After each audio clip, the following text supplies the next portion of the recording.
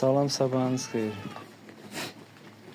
Qoyunlardakı bu mədə bağırsaq qurtlarıdır, ağciyər qurtları, ondan başqa dəridə hər hansı bir qaşınmalara, bit, gənələrə qarşı axşam Biomektin dərmanı var, maye dərmanıdır. Ondan qoyunlara vurmuşam. Qoyunlar yəni vəziyyəti elə də pis deyil. Yəni yenə də bir profilaktik tədbir kimi dərmanı yəni vurdum.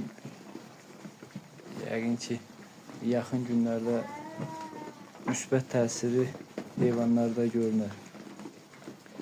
Həmin dərmanda yəni vurulandan 28-35 gün müddətinə yəni ətini yemək olmaz. Hətta südündən də bir neçə gün istifadə eləmək olmaz.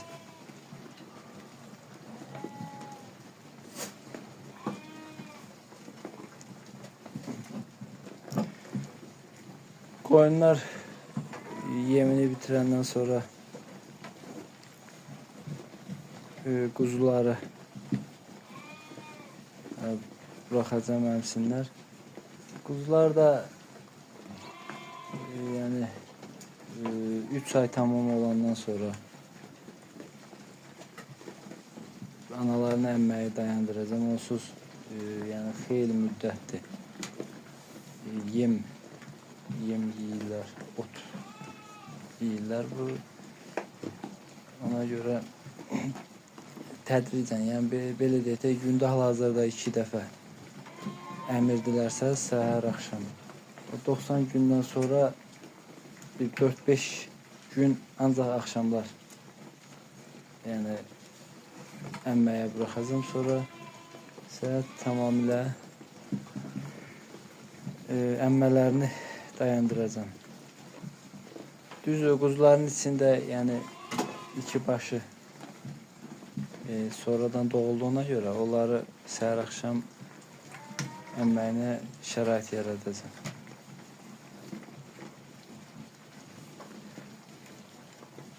Bu qoyunlardan da yəni 13 baş heyvandır. 9 başın yəni balası var, quzusu var. O yerdə qalan 4 başı yəni belə deyək də, yemi yeyəndən sonra həyətə çıxardım. Çünki tövlə biraz yəni geniş deyil. Yəni quzuları buraxanda yer darlaşır da, onların əməyinə mane olmasın deyə.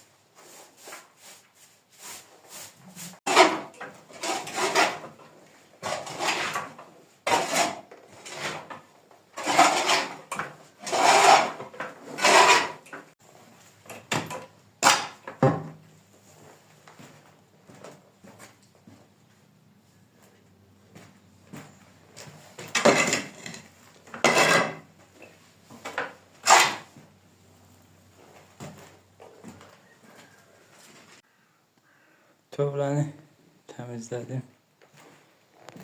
Qoyunlara otunu qoymuşam. İndi buraxacam, gəlsinlər, yesinlər. Səhər otunu biraz axşama nisbətən az qoyuram. Çünki həyətə buraxacağım, həyətdə də otlayasın da.